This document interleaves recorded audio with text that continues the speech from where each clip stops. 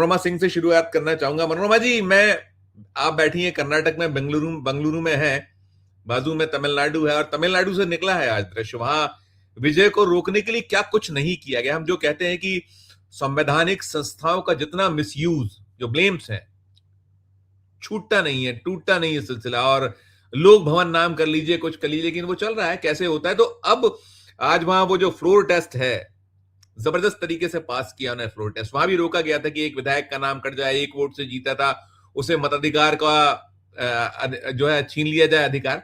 लेकिन एनडीए ही टूट गया, ये निकल कर आया हुआ है। तमिलनाडु का सीन किस तरीके से वहां, अब क्या स्थिति है। बीजेपी को भी सेटबैक तो है ही, बीजेपी वहां जमने की कोशिश बहुत समय से कर रही है, करती रहेगी, ये भी करना पड़ेगा। लेकिन अगर उनका जो अलायंस है सेंट्रल में, उसको कहीं धक्का पहुंच रहा है तो निश्चित तौर पर है तो सही। जी, बहुत बहुत शुक्रिया संजीव सर। अब ये तो क्या था कि मतलब फ्लोर टेस्ट में वो विश्वास मत तो प्राप्त कर लेंगे, लेकिन टूट के बारे में जो बताया जा रहा था कि वो शायद ये लोग संभाल लेंगे। लेकिन बात ये थी कि सिर्फ ये भाजपा मतलब पार्टी के टूटने का नहीं है, ये लगातार उसके पहले से भी चल रहा था। पहले से ये चल रहा था कि एआईडीएमके के एक बड़े, ये सब द्रविड़ पार्टियां हैं, तो जो भाजपा के साथ अलायंस करने से इनको लग रहा था कि इनके जो वोट आधार है, जन समर्थन जो कि द्रविड़ राजनीति का से आती है, उसको डेंट लग रहा था। तो ये संभावनाएं इसके पहले से भी काफी मतलब जो है असंतोष था एक बड़े तबके में इस चीज को लेकर के। तो ये एक सही मौका था कि जब इसके आधार पर इन्होंने इसको, जो अभी देखिए जिस तरह से महाराष्ट्र में जब शिवसेना को तोड़ा था, तो जो इमेज एकनाथ शिंदे की बनी थी वो इनकी नहीं बन रही है। वेणुवली या क्या नाम है उनका, नाम मैं भूल रही हूँ, जो लीड कर रहे हैं, लेकिन इनकी छवि वो नहीं बन रही। कि रीजन इसका ये है कि पहले से बात कर रहे थे, और इनकी इनकी जो तोड़ का आधार है, या मतलब जो मुख्य फैक्शन उससे अलग होने का आधार है, वो वैचारिक ज्यादा है। वो उस पार्टी के जो वो सिद्धांत है उनसे विचलन का है। तो वो, हालांकि ऐसा नहीं था कि जयललिता तो इसके एनडीए का हिस्सा रही थी, और तब उस समय तो दोनों चीजें हैं कि पलानीस्वामी को लेकर के कि वो एक जो स्वीकार्यता होती है वो नहीं है, जो करिश्माई व्यक्तित्व उनका था। और जयललिता जो है जब भी एनडीए में रही थी तो वो अपर हैंड में रही थी, उन्होंने अपनी कई शर्तों को मनवाते हुए वो किया था। वो कभी भी एक जो है सहयोगी की तरह पीछे पीछे चलने वाली नहीं थी। तो वो स्टेचर की नेता तो वो तो नहीं है। अब वो लेगेसी जो है पार्टी की वो अब नहीं है इसमें एआईडीएमके में। तो एक वो भी असहजता थी कि आपके पास कोई करिश्माई लीडर नहीं है, और आप यहाँ पर सिर्फ अपनी टेक को छोड़ करके आप भाजपा, जबकि राष्ट्रीय राजनीति का वो अलग बात है, लेकिन तमिलनाडु की पॉलिटिक्स में इसका कोई खास मतलब था नहीं। और भाजपा आप देखिए कि जो ग्रो आगे कर रहे थे वो फिर इस चुनाव में जो है उनका रुक गया। इस चुनाव में उनकी सीटें भी कम हो गई, एक सीट सिर्फ मिला, जबकि इससे बेहतर उनका 4 सीट था पिछले उसमें टर्म में। तो इसका मतलब है कि भाजपा ने जितनी भी कोशिश की हो, चाहे प्रधानमंत्री लगातार तमिलनाडु जाते रहे, उन्होंने कई सारे जो जेस्चर होते हैं, चाहे बनारस में तमिल संगम करने की बात हो, और आप देखिए कुछ खुदाई उदाई में भी निकल करके जो है एक्स्ट्रा वो सारी चीजें भी, जो सांस्कृतिक जो वो होता है एकता दिखाने की कोशिश कि द्रविड़ और आर्य जो है वो एक थे, अलग नहीं है, वो वाला चीज भी बहुत चल रहा है अभी, और लगातार इसको चलाने की कोशिश की जा रही। तो जो डिवाइड था उसको भरने की कोशिश, और शैव और वैष्णव उन सबको लेकर के भी जो डिवाइड था उसको लगातार भरने की, संपर्क टूटा है मुझे लगता वो है वही फिर थे से। बनाया जो अच्छा, कि वैष्णव संप्रदाय को रिवाइव किया था, जिन्होंने शुरू कराया था साउथ में। तो ये सारे उसके बावजूद भी आप देख रहे हैं कि भाजपा की सीटें कम हो गई, और उसमें नेता भी उस अन्नामलाई उसके बाद जिसको लेकर के आए थे वो भी तो ये उसके बाद जब उनको रियलाइज हुआ तब अन्नामलाई को हटाकर जिनको लेकर आए थे वो एआईडीएमके के थे, अभी मैं उनका भी नाम भूल रही हूँ, ताकि वो एक ना ब्रिज की तरह से काम कर सके दोनों के बीच में। लेकिन फाइनली देखिए वो ब्रिज नहीं काम आया, वो पुल काम नहीं आया, बल्कि एआईडीएमके और भाजपा के बीच क्या पुल बनता। कुल मिलाकर जो दशा और दिशा है, विजय ने जिस तरीके से मूव शुरू किया है, वो एक हाँ, अलग तरह की राजनीति देश में संदेश उसका जा रहा है। और तमिलनाडु में ये खतरे की घंटी तो दोनों के लिए, डीएमके टी और और जी। और देखिए उन्होंने कोर्स करेक्शन भी तुरंत कर लिया, हालांकि जिन्होंने जिस ज्योतिषी को उन्होंने रखा था ओएसडी, वो सिर्फ ज्योतिषी नहीं है, वो मतलब कि उनके पॉलिटिकल वो समन्वयक भी रहे थे, और वो प्रवक्ता की तरह से भी, और पार्टी के जो फाउंडेशन के समय से वो लगातार कई तरह से काम करते रहे थे। तो एक है कि वो ज्योतिषी भी थे, लेकिन इस पर जब जैसे वीसी के डीएमडी के जैसी पार्टी, इन लोगों ने जो है आपत्ति जाहिर की, तो इन्होंने फिर अब हटा दिया है, अब वो जो है नहीं है। तो ये एक जो कोर्स करेक्शन है वो भी उन्होंने किया। और कल से देखिए उनके जितने हार्ड बयान आ रहे हैं, चाहे वो इसको लेकर के हो, आरएसएस को लेकर के हो, जो उन्होंने कहा है कि वो मैं मतलब राष्ट्र विरोधी पार्टी, और तमाम नेताओं के नाम, भगत सिंह और सभी के नाम की, मतलब इन्होंने इसका विरोध किया था, इस स्टैंड के साथ उन्होंने वो किया। तो एक बहुत स्पष्ट लाइन भी उन्होंने लिए। बल्कि हम देख रहे हैं कि तमिलनाडु में दोनों ही, कल उदयनिधि का भी जो धर्म को लेकर के आया था, सनातन धर्म को लेकर के, और बहस की उन्होंने सीधे सीधे इससे पहले भी स्टैंड लिया था। तो ये बहुत, और अभी जो विजय हैं, मुख्यमंत्री बने हैं, और धर्मनिरपेक्षता की बात इन्होंने कहा कि ये सरकार अल्पसंख्यकों की सरकार है, ये भी कहा है उन्होंने। तो इस तरह से इतनी स्पष्ट लाइन पे उन्होंने, एक तो राजनीति की ही स्पष्ट है। आप देखिए कि ये उस तरह से नहीं हो रहा है जिस तरह से बाकी और स्टेट्स में या बाकी उत्तर में राजनीति चल रही है। यहाँ पे जो राजनीति, उसमें एक वैचारिक जो है, उसके कारण आप स्टालिन से लेकर के सभी में एक वो देख रहे हैं, सरकार को लेकर। ठीक है, डेमोक्रेसी है तो सरकार बदली है, जनता ने चुना है, लेकिन उसको लेकर के एक सहज स्वीकार्यता, शालीनता, ये तमाम चीजें, और या एक शुभेच्छा, वो भी साथ में है। बस कंडीशन वही है कि जो मांगे हैं, या जो उन चीजों को लेकर के, जैसे उन्होंने कहा कि खजाना खाली है, इस तरह की बात उन्होंने की, तो स्टालिन ने फिर उसका श्वेत पत्र जारी करने की बात की। तो स्टालिन ने कहा कि हमारा जो डेप्ट है वो परमिटेड लिमिट के अंदर है, ये उन्होंने, स्टालिन ने स्पष्ट कर दिया। यानी कि उन्होंने ऐसा राज्य नहीं छोड़ा है जहां पे डेप्ट आउट ऑफ कंट्रोल है, परमिटेड लिमिट के अंदर नहीं है। तो वो मुख्यमंत्री, उनको आगे समझ में आएगा कि जो मान्य वो है,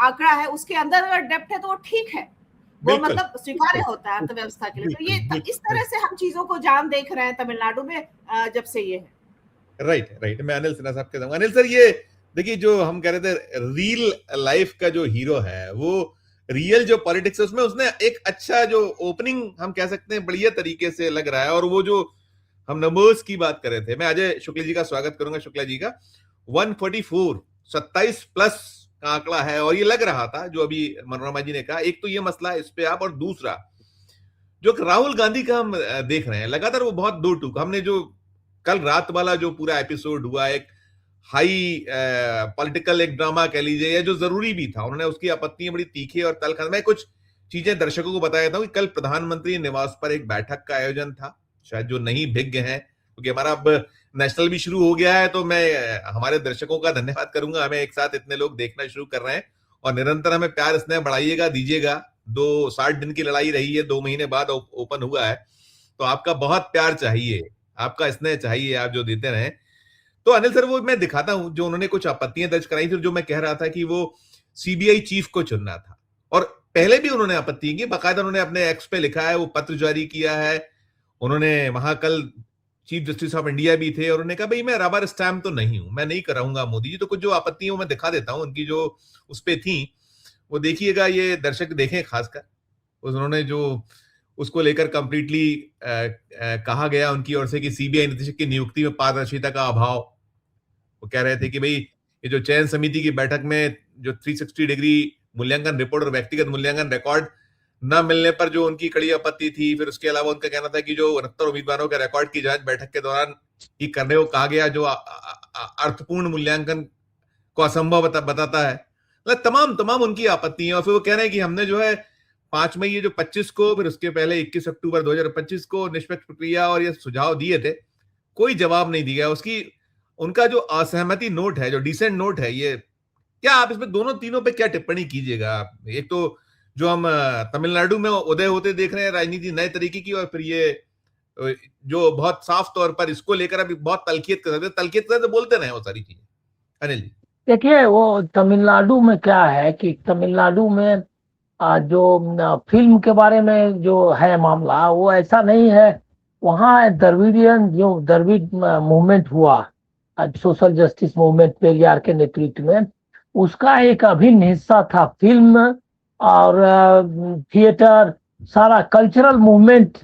उनका मतलब उनका जो मूवमेंट पूरे पॉलिटिकल मूवमेंट से बड़ा मूवमेंट था कल्चरल मूवमेंट, जिसमें कि सिर्फ ये फिल्म नहीं थी, उसमें थिएटर और भी जो लेखन, मैगजीन निकालना, और ये सारे लीडर्स थे करुणानिधि से लेकर। करुणानिधि जबरदस्त स्क्रिप्ट राइटर थे और बहुत मेरे अभिनय किया कि नहीं उन्होंने अभी ध्यान में नहीं आ रहा, लेकिन वो बहुत बड़े स्क्रिप्ट राइटर थे, बहुत सारी फिल्में लिखी उन्होंने और थिएटर बड़ी हस्ती थे।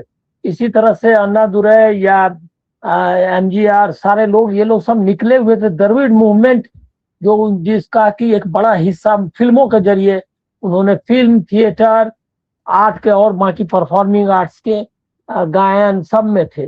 और वो मेरे ख्याल में एक कोई वाद्य भी बजाते थे करुणानिधि, मतलब ये उनका था। तो ये जो मूवमेंट था जिसमें कि गायन, मतलब उसके उन्होंने जो पुराने फॉर्म्स थे उसका भी उन्होंने इस्तेमाल किया था। तो वो जो मूवमेंट था जब ब्रेक हुआ तो अन्ना दुरै के नाम पे, अन्ना दुरै के नाम पे अन्ना डीएमके बना, जिसमें एमजीआर जी लीडरशिप गई और उनके करुणानिधि डीएमके। तो द्रविड़ पॉलिटिक्स का ये हिस्सा है फिल्म। और विजय ने भी कोई एकाएक, ऐसा नहीं है कि एकाएक आ गए। विजय जो है वो 2009 से ही एक्टिव है, इधर उधर थोड़ा सा करते रहे और उनका फैन क्लब के जरिए उन्होंने अपना ये किया। और एक थीम है उनके भी, उसमें जो उसमें जो एक सबअल्टर्न का थीम है, वो द्रविड़ ये का आइडेंटिटी का भी, साथ में जो नीचे के क्लास के लोग हैं उनका एक्सप्रेशन है। इसलिए वो कोई अनायास हो गया। ये लोग जिस तरह बताता है फिल्म के लोग फिल्म से बहुत प्रभावित है, वो अमिताभ बच्चन वाला फिल्म नहीं है। अमिताभ बच्चन वाली फिल्म या ये बाकी ये जो धर्मेंद्र या अभी कश्मीर फाइल्स वाली फिल्म नहीं है, वो एक सोशल मैसेज वाली फिल्म में वो लोग बनाया है उन्होंने। लाउड होती है, हम सहमत हो सकते हैं, असहमत हो सकते हैं, लेकिन एक गरीब आदमी कैसे प्रोटेस्ट कर सकता है और कैसे जो है सो उसको सुपर पावर आ जाता है, ये सारा थीम है उनका। जो कि अगर उसका ये देखेंगे अगर मतलब साहित्य में, तो समझ में आपको आ जाएगा कि वो एक तरह का एक्सप्रेशन है, एक तरह का एसर्शन है, वो है। तो इसीलिए वो द्रविड़ जो मूवमेंट है, मतलब द्रविड़ पॉलिटिक्स जो है एज सच कल्चरल, और ये उसी का हिस्सा है, वो कोई उससे अलग नहीं। इसीलिए वो बहुत एम्फेटिकली उन्होंने कहा कि सोशल जस्टिस और सेकुलरिज्म दोनों के प्रति उन्होंने अपना कमिटमेंट किया। अब ये इन्होंने सही कहा मनोरमा जी ने कि एआईडीएमके के सामने ये प्रॉब्लम था कि अगर बीजेपी के साथ एआईडीएमके के एमएलए या उनको साथ जो टूट हुई है वहां, उसके पीछे रीजन यही है क्या कि वो बहुत सनातनी और आरएसएस के ये से क्या कहते हैं जुड़ करके मासेस को वहां अट्रैक्ट करना उनके लिए मुश्किल है। इसलिए जो इनके ये था बीजेपी का, उसके साथ वो लोग नहीं गए। हिंदुत्व के नाम पर जो है इवन एआईडीएमके भी उसके सपोर्ट में नहीं आती है, वो अलायंस भले ही हो जाए। तो वो एक लार्जर चेंज हुआ है और अब एआईडीएमके क्राइसिस से जूझ रही है लगातार। और उसने एक गलती भी कर डाली है कि उसने अपने को बीजेपी से आइडेंटिफाई कर लिया है, उसने एलिनेट कर लिया है जो ओवरऑल पॉलिटिक्स है वहां के। तो एक जो वैक्यूम था उसको विजय ने भर दिया। और इसका मतलब ये नहीं समझना चाहिए कि डीएमके इरेलीवेंट हो गई है, वहां डीएमके, और ये अच्छी बात है कि दो सेकुलर पार्टी ही वहां एक दूसरे के सामने है, जैसे केरल और में कांग्रेस और ये है। तो मैं मानता हूं कि उसमें कांग्रेस ने सही किया, क्योंकि बीजेपी वहां जिस तरह से किया उन्होंने रोकने की कोशिश की। एक एमएलए है, कोई स्टेक नहीं है और कोई परंपरा नहीं है, लेकिन वो राज्यपाल उसमें टांग ये लगाए हुए था कि किसी तरह से जो है वो रुक जाए। तो ये अच्छा हुआ ये एक तरह से थोड़ा टाइम लगा, लेकिन एक्सपोज हो गई बीजेपी तमिल जनता के सामने। अब लेकिन उसमें कई एंग्जाइटी भी है, ये भी हम लोगों को ध्यान रखना चाहिए। विजय के मंत्रिमंडल में मेरे ख्याल में आदम अर्जुन जो है वो वहां के जो लॉटरी किंग है उसका दामाद है, और ये वो उसी ने ये जो एआईडीएमके का डिफेक्शन का इंजीनियर करने में उसका मदद दिया। फिर एक आया कि एस्ट्रोलॉजर का किसी का अपॉइंटमेंट उन्होंने कर लिया है, ये में क्या कहते हैं उसमें। तो ये सब जो है कुछ मतलब जो जो मैसेज जो है उसको डिरेल होने का खतरा है।